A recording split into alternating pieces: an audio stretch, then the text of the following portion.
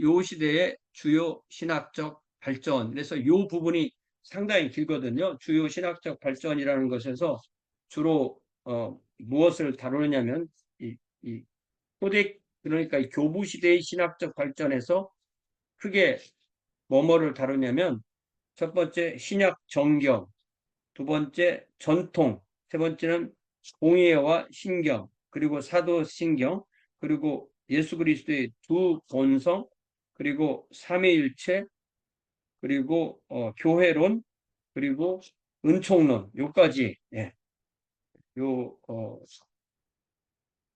7가지 내용을 신학적 발전을 이야기하고 그 다음에 다시 주요 명칭, 용어, 구절 이야기하고 그 다음에 질문 이렇게 구성됩니다.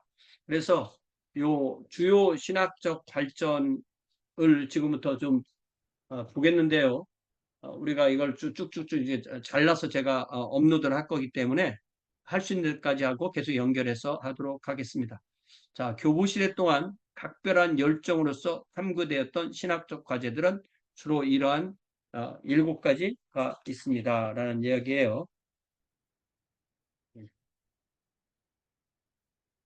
그러니까 이게 교회사를 공부 안 하기로 공부하면 좀 많이 어려운 거예요. 이야기가 자꾸 이렇게 왔다 갔다 하기 때문에. 첫 번째는 정경. 어디까지가 신약 성경이냐? The extent of the New Testament canon. 이 캐논이란 말이 정경이란 말입니다. 신약 정경의 범위. 어디까지가 신약 정경이냐? 처음부터 기독교 신학은 경전에 근거한 것을 자각했다. 근데 이 구약 성경이죠. 경전이라는 용어가 실상 뜻하는 바에 대해서는 확실하지 않은데 교부 시대는 신약 성경의 범위를 제한하는 흔히 정경 확정, the fixing of the canon으로 알려진 교리 과정을 증언하고 있습니다. 정경, 캐논이라는 용어는 설명이 필요한데요. 이 말은 규준, 룰 혹은 고정된 참고점, a fixed reference point를 뜻하는 헬라어 단어 카논에서 그러니까 여기서는 K인데 여기는 C로 영어로 C로 오는 거죠. 로 유래했습니다. 경전의 잣대, 캐논 오브 스크립처는 제약 확정된 일군의 작품. 그러니까 이게 뭐 사도들이 썼다고 하지만 정말 사도들이 썼는가? 어디까지가 신약 성경이고 어디까지는 아니냐 이걸 결정하는 거예요. 이는 기독교 안에 권위 있는 것으로 수용된 것을 우리는 캐논이라고 불렀다는 거죠. 그래서 캐노니칼이라는 용어는 정경 안에 속할 것으로 수용된 경전 문서를 지칭하는 것이고 그래서 누가복음은 정경이고 도마복음은 외경이다. 네. 그래서 우리가 이런 도마복음 같은 것이 아주 인기가 좋은데 이 도마복음은 이게 이제 어떤 계속 연결되는 문장과 문단으로 쓰는 것이 아니라 어떤 문장의 모음이에요.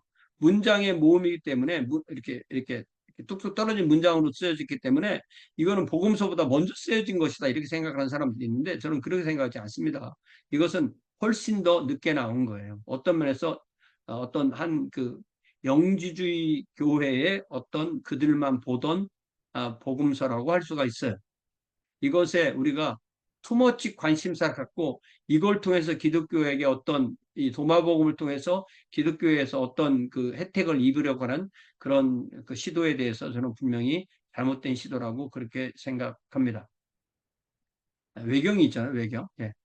신약 기자들에게 경전이라는 용어는 본래 한 권의 구약 저작을 경건이라고 했다. 구약에 24개의 두루마리가 있을 때 그거 한 개를 경전이라고 말했고 이제 복수로 말했을 때 스크립처스 이렇게 말했지만 오래지 않아 초기 그리스도 저술가들 예를 들면 순교자 유스티누스 이런 게 제가 이 오타를 친 거기 때문에 이런 게 제 눈에 잘 안 보여요. 이게 읽으면 보이는 거죠. 그러니까 순교자 유스티누스 같은 이들은 구약에 대비되는 신약을 언급하게 되었고 양자를 동등한 권위로 취급해야 된다. 그러니까 처음에는 성경 말할 때는 그러니까 신약 성경에 나오는 성경이라는 말이 나올 때는 무조건 구약 성경을 말하는 거예요. 그런데 여기 베드로 후서인가요? 에 보면 사도 바울이 베드로의 서신 그러니까 사도 베드로가 바울의 서신 이야기를 해요. 그런 것이 바로 이제 신약 성경을 의미하게 되는 거죠. 요 베드로후서 3장 15절에 보면 또 우리 주의 오래 참으심이 구원이 될 줄로 여기라. 우리가 사랑하는 형제 바울도 그 받은 지혜대로 너희에게 이같이 썼고 또 그 모든 편지에도 이런 일에 관하여 말하였으되. 예, 이렇게 그러니까 이 베드로후서의 바울 서신을 인용하고 있는 거예요. 이렇게. 그래서 어, 처음에는 구약만 성경이었지만 신약도 서로 읽히게 됐다라는 것을 우리가 충분히 알 수가 있는 거죠. 이레네우스 시대에 사복음서가 인정되었고 2세기 말에는 복음서, 사도행전, 서신들이 영감받은 경전이라는데 동의가 되어집니다. 그래서 알렉산드리아 클레멘트는 사복음서와 사도행전, 바울의 서신, 히브리서를 포함하면 14개를 바울 서신이라고 했고, 그리고 계시록. 예. 클레멘트만 해도 이렇게 사복음서, 바울 서신, 계시록, 일반 서신이 안 들어간 거죠. 자, 그 다음에 테르툴리아누스는 율법과 예언자들, 율법과 예언자가 구약 성경을 말하는 거죠. 거기에 복음서와 사도서신, 사도서신이라고 말하면 바울 서신과 일반 서신을 포함하는 거죠. 예. 율법과 예언자, 로앤 프로페스, 구약 성경을 말합니다. 그리고 이반젤리칼 이 말은 복음서를 말하는 것이고 아포스톨릭 라이딩스, 사도 바울의 서신과 나머지 서신들, 그래서 일반 서신. 이는 양자가 교회 안에서 구약과 신약이 같은 권위를 누림을 의미하는 것입니다. 점차 영감받은 경전으로 승인된 책의 목록과 배열 순위에 대한 동의가 이루어져서 367년에 아타나시우스가 지금 우리가 알고 있는 신약 27권이 정경이라 확인하는 자기의 39번째 부활절 서신 His 39 Vestal Letter를 돌렸을 때 여기에 정확하게 37개가 나오고, 그리고 397년인가요? 칼타고 종교회의에서 정확하게 신약 정경이 확정되게 되는 것입니다. 이 논쟁은 특히 책의 숫자에 집중되었는데 서방교회는 히브리서를 포기하기를 주저했고, 이는 어느 사도에게 구체적으로 속하지 않는다는 이유. 그러니까 누가 썼는지 저자가 불확실하다. 동방교회에서는 요한계시록에 대해서 유보적 태도를 취하게 됩니다. 초기 신약 경전 목록에 때때로 4편의 작은 서신, 베드로 후서, 요한 2, 3, 유다서가 누락되기도 했습니다. 경외전 중 몇 작품은 부분적으로 교회에서 호의적으로 취급되었으나 결국 정경으로 보편적 승인을 받지는 못했습니다. 그 예가 로마의 초기 주교인 클레멘트 1서 96년에 기록된 첫 번째 서신, 또 2세기의 첫 4분기에 등장한 도덕과 윤리와 교회 의식에 관한 초기 기독교 문서인 디다케, 이런 것도 성경처럼 읽혔지만 읽히지 않았다. 그러니까 이런 것들은 위경이 아니에요. 외경이지. 예. 성경에 못 들어온 책들. 그러니까 이런 책들 우리가 읽어야 되는데 저부터 많이 안 읽거든요. 사실은 성경이 100% 영감이라면 이런 책들은 영감 받은 부분이 있겠죠. 이 안에도. 그렇기 때문에 이런 것을 우리가 다른 신앙서적 읽듯이 읽어야 되는 게 교회 사가로서 기본 책무인데 아무래도 덜 읽게 된다는 거죠. 자, 정경의 배열도 주목할 만한 차이가 있다. 명예를 고려하여 복음서가 정경 첫머리에 위치해야 한다는 것은 초기의 의견 일치를 보았고, 그래서 복음서를 맨 앞에 넣고 사도행전을 넣습니다. 동방교회는 일곱 공동서신, 캐톨릭, 공동이 보편이란 말이니까요. 캐톨릭 레터스, 야고보, 베드로 전후, 요한 1, 2, 3서, 유다서를 먼저 넣었고, 그 뒤에 사도 바울의 히브리서 포함한 서신들을 배치하려 했지만 서방교회는 바울 서신을 사도행전 바로 뒤에 배열했고 그 뒤에 공동 서신을 따르게 해서 동서방 교회를 막론하고 계시록의 정경을 완결했지만 그 주인은 동방교회에서 한동안 논쟁이 대세했다. 그러니까 이게 서방교회의 이 배열 순위를 결국 따르게 되는 것이라는 거죠. 자, 그러면 어떤 책이 정경에 들어오냐 안 들어오냐 기준은 무엇이었느냐? 기본적인 것은 본의의 부여, 라는 원칙이 아니라 본의의 인정이라는 원칙이다. 이게 아주 중요한 말이에요. 그러니까 이 교부들이 이 책을 지금부터 하나님의 말씀이라 합시다라고 자기들이 권위를 부여해 주는 것이 아니라 지금까지 있던 권위를 인정해 주는 것이다. The recognition rather than the imposition of authority라는 것이다. 환연하면 한 작품의 정기현성은 내적 권위에 의거해야지 그 작품 위에 자의적으로 부여된 외적 권위에 은거하지 않는다는 것입니다. 이레네우스의 경우 교회는 정경을 창조하는 것이 아니고 크리에이트하는 것이 아니고 교회는 이미 정경의 내재한 권위에 근거한 정경을 승인하는 것이고 액날리지하는 것이고 수용하는 것이고 컨설브스 하는 것이고 보존하는 것이다. 승인과 보존이 바뀌었네요. receive. 네. 이게 이런 게 참 왜 이렇게 되나 모르겠어. 자, 이게 보존이죠.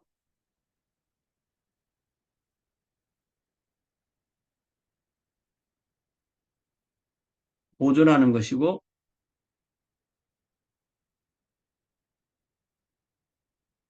승인, 보존.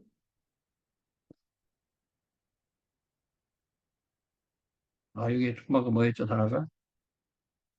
봅시다. receive니까 받아들인 거, 수용하는 것이다.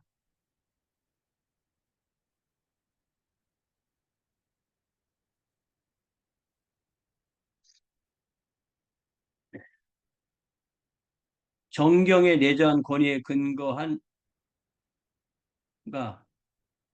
그 책에 이미 예, 정경의 내재한 권위에 근거한 이게 말이 두 번 들어가면 안 되는데 승인하고 보존하고 수용하는 것이라고 했다. 몇몇 초기 그리스도교 교회는 기독교회는 사도의 저작성이 결정적 관건이라고 간주한 듯하나 다른 이들은 사도적 신용성이 없어 보이는 책도 수용할 준비가 되어 있는 것으로 보인다.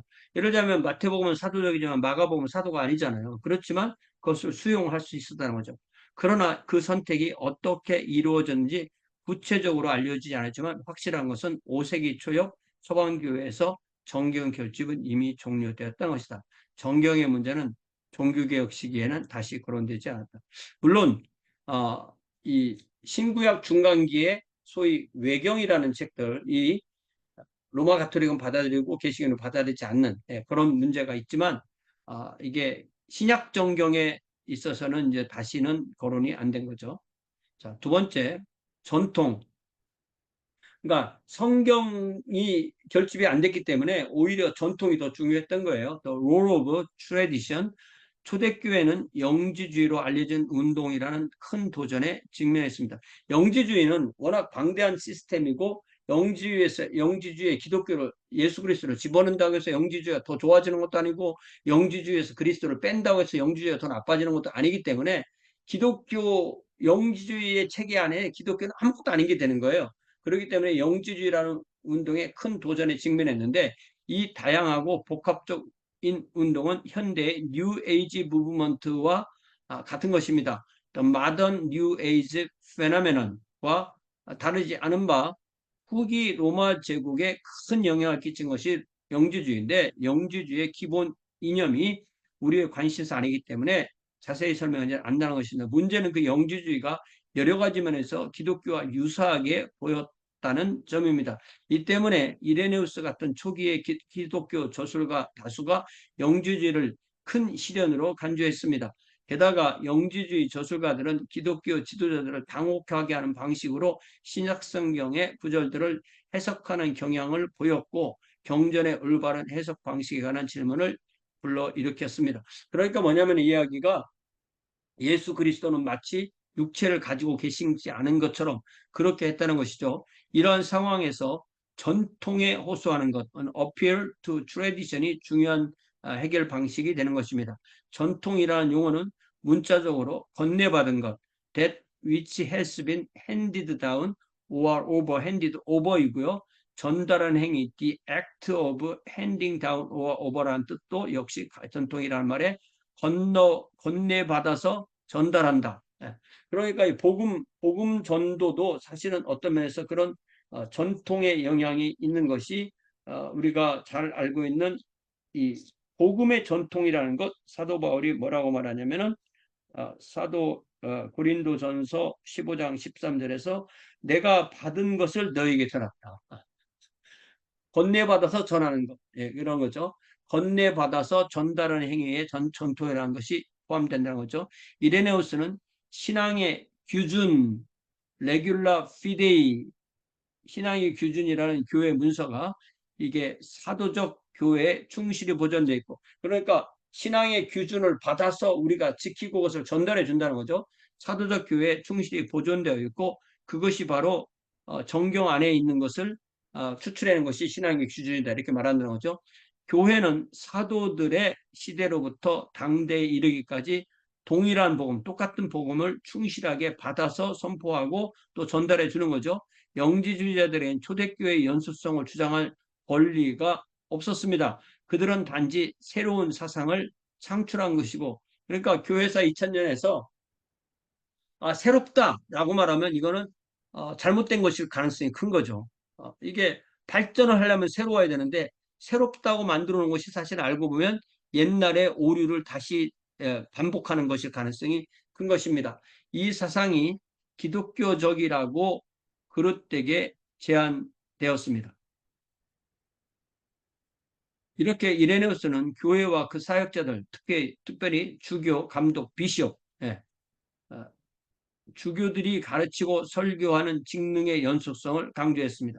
전통은 경전의 전통적 해석, a traditional interpretation of the scripture, 그리고 그리스도교의 신앙의 전통적 진술, a traditional presentation of the Christian faith를 의미하게 되었는데, 이는 교회의 신경, 교회의 공적 교리의 선언에 이 전통이 반영되는 것입니다.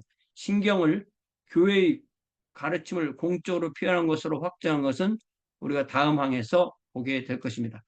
테르툴리아누스도 이 전통에 연관된 접근을 채택했는데, 그는 경전은 전체적으로 읽는다면 명백하게 이해할 수 있지만 어떤 구절의 해석에 대한 논쟁은 불가피하기 때문에 이단들이 성경을 하금 자기들이 원하는 것을 말할 수 있기 때문에, 이단도 성경을 인용하고 자기들이 말을 하기 때문에, 그렇기 때문에 교회의 감독이 가르치는 복음이 중요하다. 그래서 교회가 이전 감독에게 배워서 그 다음 감독에게 전해주는 이 전통이 중요하다. 이 전통이야말로 교회 안에서 경전을 승인하고 해석해온 방식과 같은 것이다.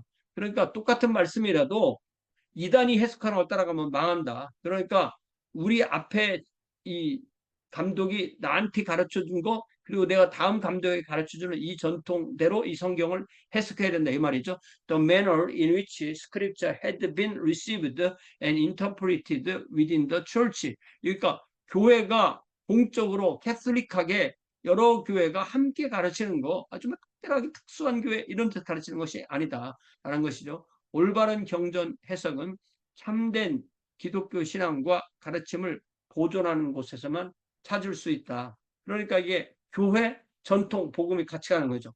유사한 견해를 아타나시우스도 제기했는데, 그는 아리우스의 그리스도론적 오류는 교회의 경전 해석에 충실했던들 결단코 발생하지 않았으리라. 그러니까 아리우스는 자기 감독 알렉산더 같은 분이 가르치는 걸 배우지 않고 자기가 어디서 따로 배워왔기 때문에 그런 것을 만들어낸 것이다. 그리하여 전통은 사도들에게 받은 유산, a legacy from the apostles로 간주되었고, 이로써 교회는 경전의 올바른 해석, correct interpretation of scripture로 인도되는 것. 그러니까 이 교회가 경전을 바르게 해석하려면 사도들에게 배운 전통을 따라야 된다는 뜻이에요. 전통은 경전에 추가된 계시의 은밀한 자원,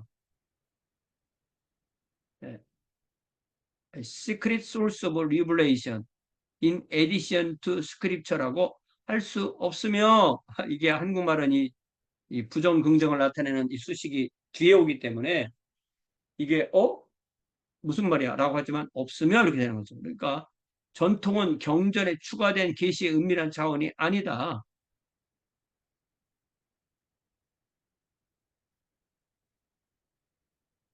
이레네우스는 이런 생각을 영지주의인 것으로 기각했습니다. 오히려 전통은 경전을 특이하게 해석하지 않고 교회가 사도들의 가르침에 충실하게 보장하는 수단으로 간주되었다. 아닌 건 뭐냐? 아, 이디오싱크레틱하게 특이하게 해석하는 게 아니다. 교회가 사도들의 가르침에 충실하도록 보장하는 수단이 바로 전통이다. A means of ensuring that the church remained faithful to the teaching of the apostles. 그러니까 전통은 사도들에게 내려오는 것이다. 그러니까 이게 초대교회는 이게 굉장히 강력한 말이었던 거예요. 그러나 우리가 오늘날에는 교회가 2000년을 지나오다 보니까 전통을 따라가면 잘못된 것을 따라갈 수가 있는 거예요. 특별히 로마 가톨릭 이후에 개신교가 나왔기 때문에. 그래서 개신교는 전통이란 말보다는 훨씬 더 성경이라는 말을 강조하게 되는 것입니다. 자, 세 번째로 공의회로부터 나온 신경. 이게 크리드, 신경이라는 말은 이게 라틴어로 크레도, 크레도 이 전미어에 이게 주어가 들어가 있는 겁니다. 그래서 크레도 I believe에서 유래하는데 신경 중 가장 친숙한 사도 신경의 첫머리가 나는 믿나이다 하나님을로 시작하게 되는 것입니다. 그래서 여기서 나온 말이 크리드, 영어로는 크리드가 되는 거죠. 이러한 신앙적 진술, 곧 모든 그리스도인에게 공통적인 기독교 신앙의 골자를 이 creed라고 한다. The main points of Christian beliefs. 예. 이 때문에 신경이라는 용어는 특수한 교파들과 관련된 신앙적 진술에게는 적용되지 않는다를 또 봐야죠. 이게 뭐냐면 specific denominations가 갖고 있는 것에는 신경이라고 쓰지 않는다. 그래서 특수한 교파와 관련된 신학적 진술에는 항상 고백이라는 단어가 사용된다. confession. 그러니까 신경은 위에서부터 내려온 거. 고백은 우리가 고백하는 것. 이런 거죠. 고백이라는 용어를 사용하는데 루터교회의 아우크스부르크 신앙고백, 루스란 아우크스부르크 컨페션, 개혁교회의 웨스트민스터 신앙고백, 리폼드 웨스트민스터 컨페션 이렇게 말하는 거죠. 크리드라고 부르지 않는 거죠. 그래서 고백은 교파에 속하며 그 교파와 관련된 특수한 신앙과 주안점이 묘사합니다. A confession pertains to a denomination and includes specific beliefs and emphasis relating to that denomination. 반면 신경은 전체 그리스도 교회에 속하며 그리스도인이라면 누구나 수용하고 복속해야 할 신앙적 진술 이상도 이하도 아닌 것. 예, 딱 거기까지. 예. 신경은 전체 기독교에 속하며 그리스도인이라면 누구나 받아들이고 따라야 할 신앙적 진술 그 이상도 아니고 이하도 아니다. A creed pertains to the entire Christian church and includes nothing more and nothing less than a statement of beliefs which every Christian ought to be able to accept and to be bound by. 그렇게 정의해 줍니다. 신경은 기독교 신앙의 골자를 명료하게 형식적으로 보편타당하게 공인된 형태로 진술한 걸 말하는 거죠. 우리가 이런 제가 가르치는 것에서 이렇게 뭐 잘 되지도 않는 영어 발음을 자꾸 영어로 보는 이유는 크게 두 가지예요. 하나는 우리 한국말로 이해한 것이 잘 됐는가 그걸 우리가 좀 확인해 보는 거고요. 두 번째는 이렇게 함으로써 영어로 된 책을 읽는데 우리가 좀 진입장벽을 낮추려고 하는 그런 것입니다. A creed has come to be recognized as a concise, 네. 명료하게, concise, 그 다음에 formal, 공식적으로, 형식적으로, 그 다음에 보편타당하게, universally, 보편타당하게 accepted and authorized statement of the main points of Christian faith. 이런 것이 신경. 그러니까 이 신경 자체는 우리가 강조하고 배워야 되는 거예요. 예, 신경을 거부하는 게 아니에요. 예, 신경의 내용을 우리가 받아들이는 것이고 거기에 더해서 우리가 고백을 하게 되는 거죠. 교부 시대에 전 교회에게 권위와 존경을 누리는 두 개의 신경이 탄생하는데 그들이 발전하게 된 것은 공적 행사에 적합한 그리스도교 신앙 요양문의 필요성 때문이었다. 이것이 일종의 신앙의 신분증 같은 역할을 하게 되는 거죠. A convenient summary of Christian faith. 공식적 행사 중 가장 중요한 것이 바로 베프티즘이었는데 초대교회 개종자들의 베프티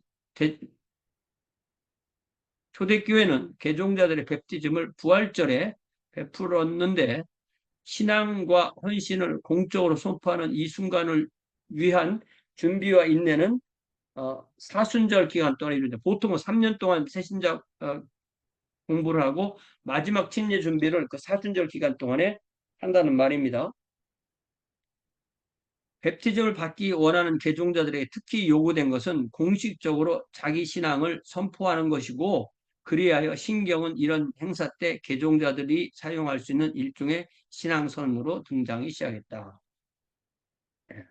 그러니까 이 신경을 외운다고 구원받는 건 아니죠. 그러나 자기가 믿는 믿음을 이 신경이 정확하게 잘 표현하고 있다고 인정하게 되는 거죠.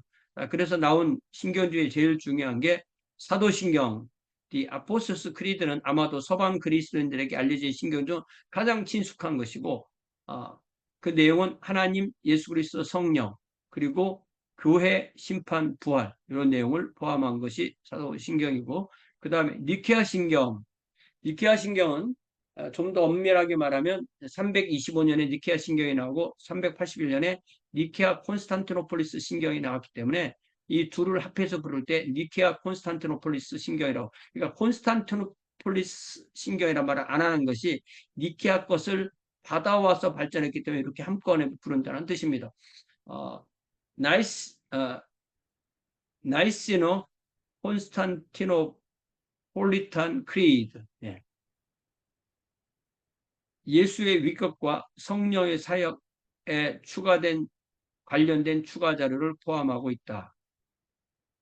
그리스도의 신성에 대한 논쟁에 응답하며 이 신경은 그리스도와 하나님의 통일성을 강력하게 확증하고 있고 하나님에게서 온 하나님, God from of God, 하나님과 동일본질, 호모우시오스, being of one substance with Father라는 표현도 포함되어 있다.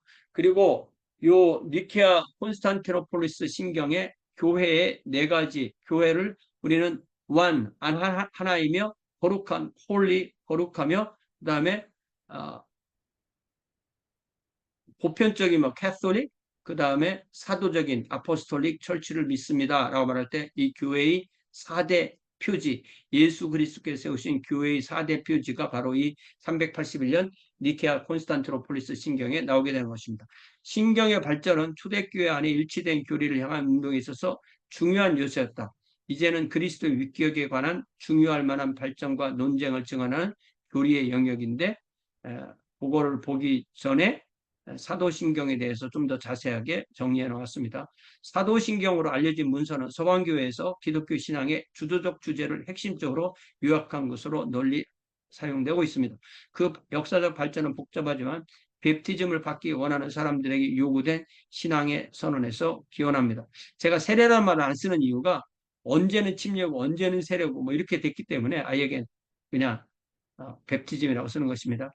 이 신경을 구성하는 12 개별 진수는 8세기 들어서 현재의 형태로 확정되었는데 비록 역사적으로 입증할 수는 없지만 전설처럼 내려오는 말은 12사도가 한 분야씩 완성했다라고 전설이 있는 거예요.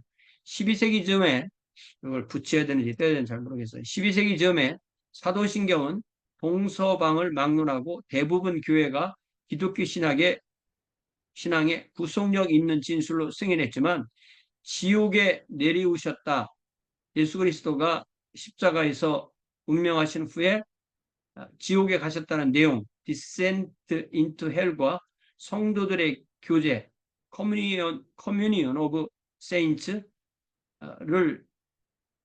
이 본문에서는 꼭지를 묶어서 내용해 놨는데 이런 이 두 가지 내용은 동방교회판에서는 보이지 않는다 이렇게 되어 있습니다. 자, 나는 믿습니다. 하나님, 전능하신 아버지, 하늘과 땅을 창조하신 분은. 이게 이제 그 어순을 그대로 살린 번역인 거죠. 또한 예수 그리스도, 하나님의 독생자, 우리 주님은. 그는 성령으로 잉태하셨고, 되셨고, 처녀 마리아에게 나셨고. 요거를 굳이 처녀라고 번역할 필요가 있나 모르겠네요. 이거 동정녀로 충분히 해도 되는데. 네, 동정녀 마리아에게서 나셨고, 본디오 빌라도 때 고난당하시고, 십자가에 못 박히시고 죽어 묻히셨고 지옥에 내려오셨다가 디센트 into hell 사흘 후에 죽은 자 가운데서 일으키시었고 하늘에 오르셨고 전능하신 하나님 아버지 하나님의 오른편에 앉아 계시며 거기서 산자와 죽은 자를 심판하러 오실 것입니다. 나는 믿습니다. 성령을. 그러니까 나는 믿습니다가 두 번째 나올 때 성령을 때 나오죠. 그리고 거룩한 보편교회, 그리고 성도들의 교제를, 죄의 용서를, 육신의 부활을, 영원한 생명을 이렇게 해서 12개로 이어진다는 것인데 이거를 영어로 다시 읽어보면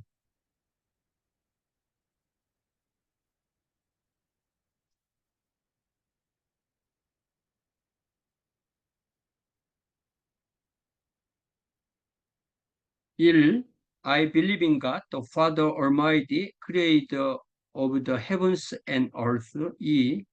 And in Jesus Christ, his only Son, our Lord, Son, who was conceived by the Holy Spirit and born in of Virgin Mary, and suffered under Pontius Pilate, was crucified, dead and buried. He descended to hell.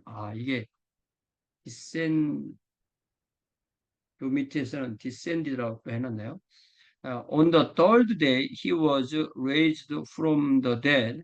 He ascended into the heavens and sits at the right hand of God, the Father Almighty, till from where he will come to judge the living and the dead. And Paul, I believe in the Holy Spirit, in the Holy Catholic Church, the communion of saints, 10, the forgiveness of sins, 11, the resurrection of the flesh, and 12, and eternal life. 이렇게 되어 있고요. 우리가 이게 성경에도 이제 사도신경을 꼭 기록해 놓죠. 새로 번역된 사도신경. 나는 전능하신 아버지 하나님, 천지의 창조주를 믿습니다. 나는 그의 유일하신 아들, 우리 주 예수 그리스도를 믿습니다. 그는 성령으로 잉태되어 동정녀 마리아에게서 나시고 본디오 빌라도에게 고난을 받아 십자가에 못 박혀 죽으시고 장사된 지, 요 장사된 지에 어,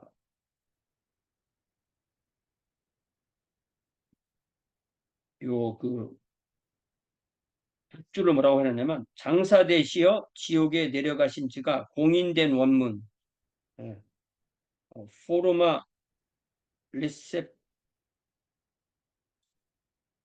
포르마 리셉타 포르마 리셉타 있으나 대다수의 본문에는 없다 이렇게 되어 있고요.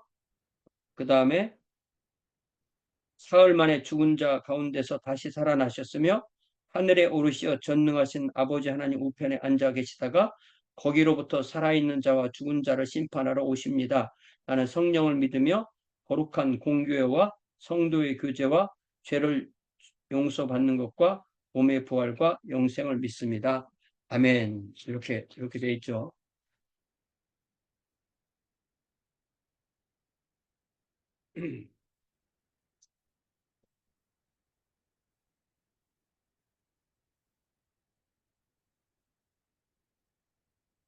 이것을 다시 우리 영어로 읽어보면 The Apostles' Creed, I believe in God the Father Almighty, maker of heaven and earth, and in Jesus Christ, his only Son, our Lord, who was conceived by the Holy Spirit, born of the Virgin Mary, suffered under the Pontius Pilate, was crucified, dead, and buried. He descended into hell. The third day he rose again from the dead.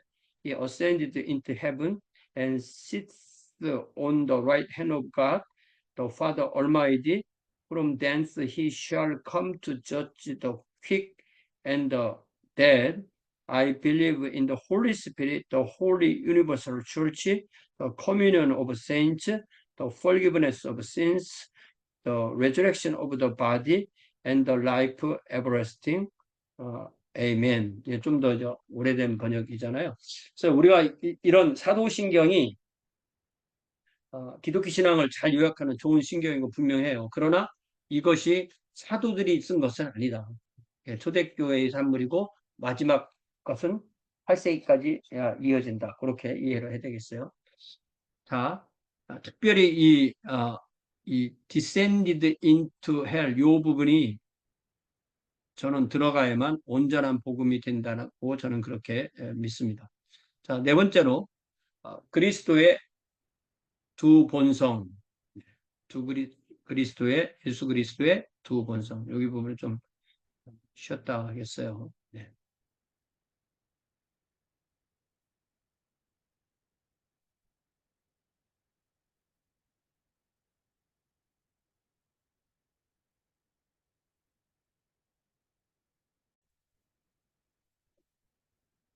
예, 이제 예수 그리스도의 두 본성, the two natures of Jesus Christ. 예수 그리스도는 완전한 하나님이시며 완전한 사람이시다. 이 두 본성 교리에 대한 것입니다.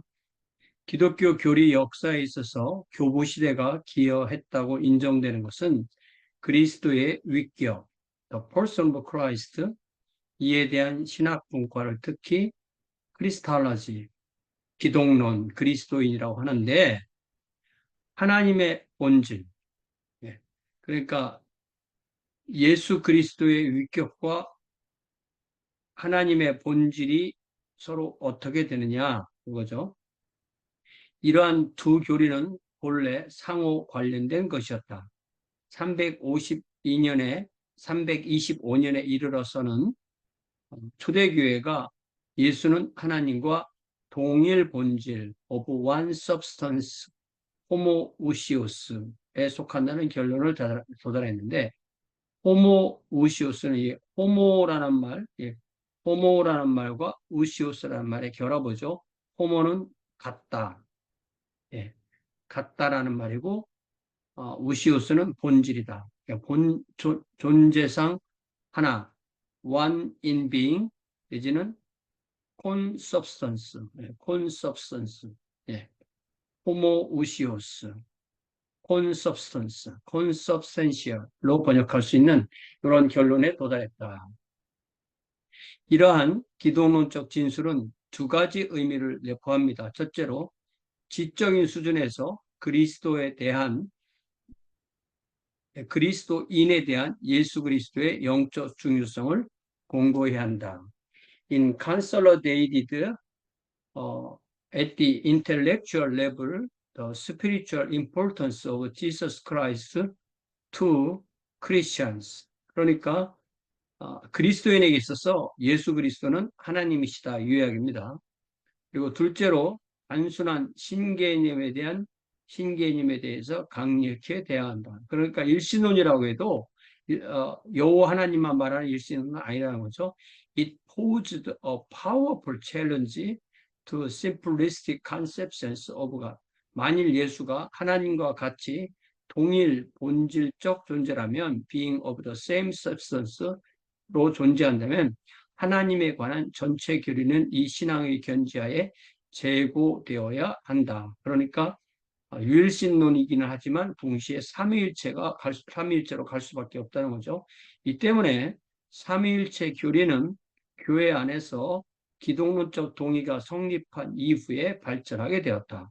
삼위일체 교리가 돼야 되는데 그 순서는 기독론적 동의가 된 다음에 삼위일체가 된 것이다. 그리스도의 신성에 관한 견해가 일치한 후에야 하나님의 본성에 관한 신학적 사색을 시작할 수 있었던 것이다. Only when the divinity of Christ could be treated as an agreed and assured stating point could theological speculation on the nature of God begin.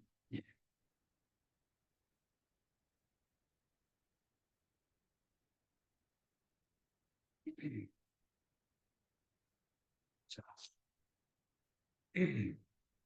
초대교회의 기독론적 논쟁은 주로 지중해 동안 지역, 그러니까 동방에서 발생했다는 거죠. The Christological debate, Eastern Mediterranean, 헬라어로 그랬기 때문에 언어는 헬라어로 수행되었고 그릭 랭귀지 종종 주요한 그리스 철학파의 가정하에 이루어졌다는 점을 지적해야 된다. 그러니까 in the light of the presuppositions of major Greek schools of philosophy. 그러니까 이게 어떤 그 양대 진영이 있다는 것입니다. 실제로 이것이 뜻하는 바는 초대교회의 그리스도론적 논쟁의 주요 용어 중 다수가 헬라어로 되어 있고 그리스 철학 전통 안에 역사적 용례와 관련이 있다는 것이다. Many of the central terms of the Christological debates of the early church are Greek, often with a history of use within the Greek philosophical tradition. 이게 뭐냐면은 그리스 철학에서 쓰는 용어들을 가져다 쓸 수밖에 없었다는 뜻입니다. 교부들의 기독론의 주요 면문은 좀 더 구체적으로 논할 것인 바 독자들의 참고를 바란다. 그러나 이 초기 단계에서 우리는 교부들의 그리스도론 표지를 다음과 같은 두 학파, 두 논쟁, 두 회의라는 견지로 요약해 볼 수가 있다. 첫 번째 두 학파는 알렉산드리아 학파와 안티오코 학파라는 거죠. schools, 알렉산드리안 스쿨은 그리스도의 신성을 강조하는 경향을 보이며 그렇기 때문에 말씀이 육신이 되었다. 도성인신, 인카네이션의 관점을 좀 더 강조하고 핵심 성구는 요한복음 1장 14절 말씀이 육신이 되어 우리 가운데 거하셨다. The word became flesh and dwelt among us. 성육신 사상을 강조하게 되면 성탄절이 특히 부각된다. 반면 안티오크 학파, the 안티오킨 스쿨은 그리스도의 인성, the humanity of Christ를 강조하면서 그리스도의 도덕적 모범을 부각시켰다. 사실은 이제 둘 다가 같이 강조되어야 되는 거죠. 두 논쟁은 아리우스 논쟁, 그 다음에 아폴리나리스 논쟁 이렇게 말하는 거죠. 두 논쟁은 첫 번째로 논쟁은 4세기의 아리우스 논쟁, Arian controversy. 아리우스 논쟁은 교회사에 있어서 가장 중요한 논쟁 가운데 하나로 등장한다.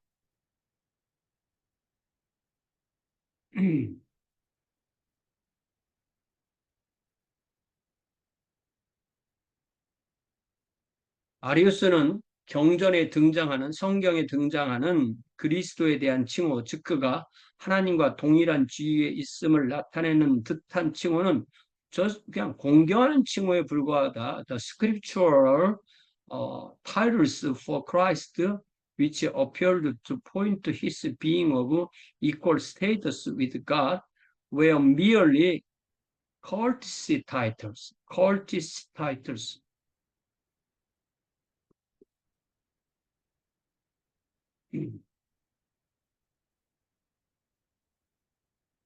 네, 교수님. 예, 말씀하세요. 그래서 아리우스는 이렇게 성경에 나오는 용어 자체가 예수님을 그냥 공경하는 칭호로 한 거기 때문에 그리스도는 여타 피조물 중 탁월한 존재이긴 하지만 피조물 중에서 가장 훌륭한 분이긴 하지만 그렇지만 피조물이다. 예수 그리스도는 피조물이다. Christ was to be regarded as a creature라고 하나님과 피조물 사이에서 피조물로 이해를 해야 된다라고 주장했는데 이러한 주장은 아타나시우스의 격렬한 반대를 받았는데 그는 그리스도의 신성이 기독교의 구원의 핵심 요소다. 핵심 요소다. 네. 핵심 요소임을 주장했습니다. The divinity of Christ was of central importance to the Christian understanding of salvation.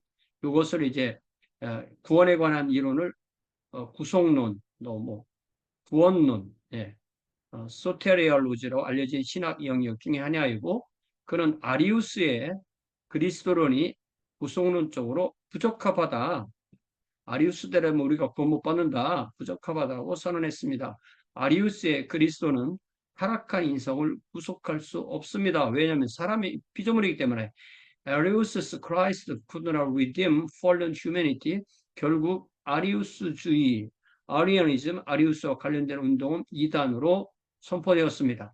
이에 뒤이어 라우디게아의 아폴리나리스, 예, 그러니까 아리우스 논쟁 다음에 아폴리나리스 논쟁이 오게 되는데 아폴리나리안 디베이트가 벌어졌습니다. 아리우스의 아주 적대적이었던 그는 그리스도를 온전한 인간이라고는 할 수 없다. 그러니까 아리우스는 그리스도는 하나님이 아니다라고 했는데 아폴리나리스는 그리스도는 인간이 아니다라고 했다는 것이죠. Christ could not be regarded as being totally human. 즉 그리스도에게 있어서 예수 그리스도의 인간형은 하나님의 로고스로 대치되었다. In Christ's case, the human spirit was replaced by the divine logos. 그 결과 그리스도는 완전한 인성을 소유할 수 없었다. Christ did not possess fully humanity. 이 입장은 나지안주스의 그레고리우스와 같은 카파도기아 교부들로부터 잘못된 것이란 호된 비판을 받았는데 그렇게 된다면 그리스도는 인간 본성을 온전히 구속할 수 없을 것이라는 것이 그 이유였습니다. In that it implied that Christ could not fully redeem human nature. 나지안주스의 그레고리우스 같은 사람이 주장했던 것이 뭐냐면 예수 그리스도는 인간이 가지고 있는 것을 예수 그리스도가 가지고 있지 않으시면 그것을 대속할 수 없습니다. 인간에게 인성이 있는데 예수 그리스도가 인성이 없으면 우리 인성을 구원할 수 없습니다. 이렇게 말한 거죠. 그래서 인간의 이 영이 하나님의 영이면 예수님의 인간의 영이 없죠. 그러니까 인간의 영을 구원 못 한다. 그렇기 때문에 예수 그리스도는 하나님을 대신하기 위해 하나님과 동등해야 되고 인간을 하나님과 본질상 같아야 되고 인간을 대속하기에 인간과 본질상 같아야 된다는 거죠. 자, 두 공유회는 니케아 공유회 네, 그리고 칼케톤 공유회 두 가지를 말하는 거죠.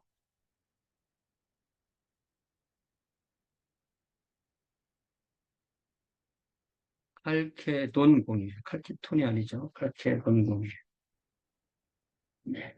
자, 공유회, councils, 공유회, 니케아 공유회, the Council of Nicaea 325년은 첫 번째 그리스도인 황제였던 콘스탄티누스가 소집했는데 자기 제국 안에서 그리스도론의 불일치를 해소하는 것, with a view to sorting out the destabilizing Christological disagreement. 예. 여기에 이제 해소한다라는 그런 단어네요. destabilizing. 예. Christological disagreement. 이것이야말로 역사상 최초의 공의회, ecumenical council, 즉 전체 기독교계, the entire Christian world에서 뽑혀온 그리스도인, 주로 이제 감독들이죠. 그리스도인의 회합이었으며 여기서 내린 결정은 모든 교회의 규범이 되는 것입니다. 현재 터키의 도시인 이즈니크, 인 니케아, 여기가 바로 이제 콘스탄티노폴리스의 그 바다 건너에 있는 곳이었고요. 아직 콘스탄티노폴리스가 세워지기 이전에 이 황제의 여름 궁전이 있는 곳이었죠. 여기가 니케아인데 이즈니크인 니케아에서 예수는 아버지와 동일 본질, one in being or of one substance, 호모우시오스, 호모우시오스, 호모우시오스임을 확정함으로써 아리우스 논쟁을 마무리했는데 이는 그리스도의 신성을 옹호하기 위해 아리우스의 입장을 배경한 것입니다. 그러니까 여기서 이게 이렇게 되는 거예요. 논쟁으로 말하면 아리우스 논쟁이고 공의회로 말하면 니케아 공의회인 거죠.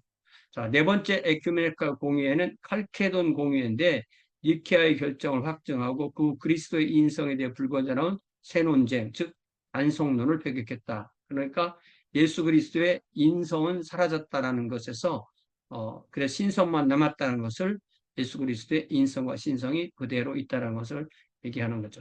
그러니까 이 1차, 2차, 3차, 4차 공의회가 중요한데 1차 325년 니케아 공의회에서 예수 그리스도는 하나님이시다. 2차 공의회 381년 콘스탄티노폴리스 공의회에서 예수님은 우리와 똑같은 인간이시다. 3차 공의회 431년인가요? 에페소스 공의회에서 예수 그리스도는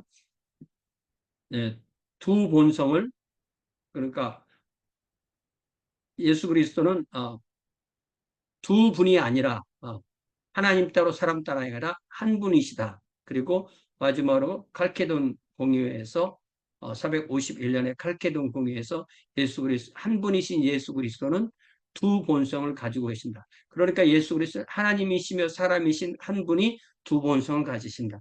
이것이 1, 2, 3, 4 공의회의 결정이에요. 다시 한번 얘기해 볼까요? 예수 그리스도는 하나님이시며 사람이신 한 분이 두 본성을 가지고 계세요. 이것이 그 네 번의 공의회를 통해서 이루어진 교회의 초대교회의 중요한 확정인 거죠.